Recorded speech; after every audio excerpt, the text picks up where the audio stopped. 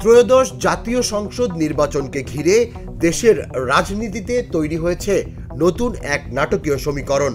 জুলাই অভ্যুত্থানের উত্তাল তরঙ্গ থেকে জন্ম নেয়া তরুণ নেতৃত্বাধীন দল জাতীয় নাগরিক পার্টি এনসিপি হঠাৎ করেই আলোচনার কেন্দ্রবিন্দুতে।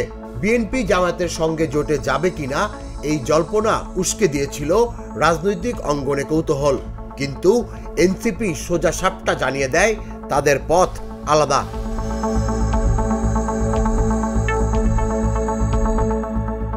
এই অস্বীকৃতির পর থেকেই শুরু হয়েছে এক গোপন সমীকরণ।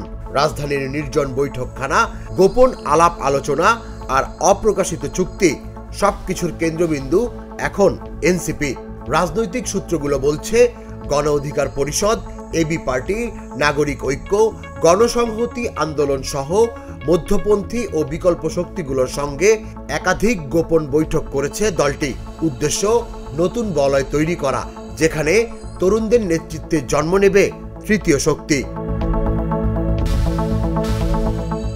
বিশ্লেষকরা বলছেন, এনসিপি যদি এই বৈঠকগুলো সফলভাবে শেষ করতে পারে, তবে নির্বাচনের আগে দৃশ্যমান হতে পারে একটি শক্তিশালী বিকল্প জোট, যা বিএনপি, জামায়াত বা আওয়ামী লীগের বাইরে দাঁড়িয়ে দাবি তুলবে মৌলিক সংস্কার, জুলাই সনদ ও গণহত্যার বিচারের।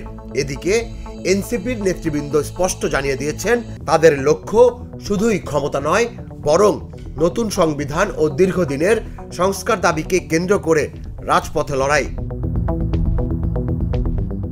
রাজনৈতিক অঙ্গনের এক শীর্ষ কূটনীতিক বলেন, বাংলাদেশের রাজনীতিতে এখন অজানা স্রোত বইছে। তরুণদের নেতৃত্বে যে শক্তি উঠে আসছে, তারা হয়তো আগামী নির্বাচনের ফল পাল্টে দিতে পারে। ঢাকা বিশ্ববিদ্যালয়ের রাষ্ট্রবিজ্ঞান বিভাগের অধ্যাপক ডক্টর আইনুল ইসলামও সতর্ক করে বলেন, বিএনপি জামায়াতকে ঘিরে এতদিন রাজনীতির সমীকরণ ঘুরেছে, কিন্তু তরুণ নেতৃত্বাধীন একটি নতুন জোট যদি দাঁড়িয়ে যায়, তা প্রথম সারির রাজনীতিকেও চ্যালেঞ্জ ছুড়ে দিবে।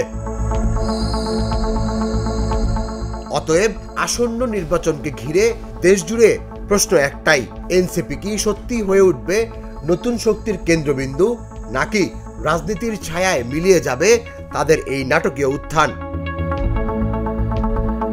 তুষার ইসলাম, জাগো নিউজ।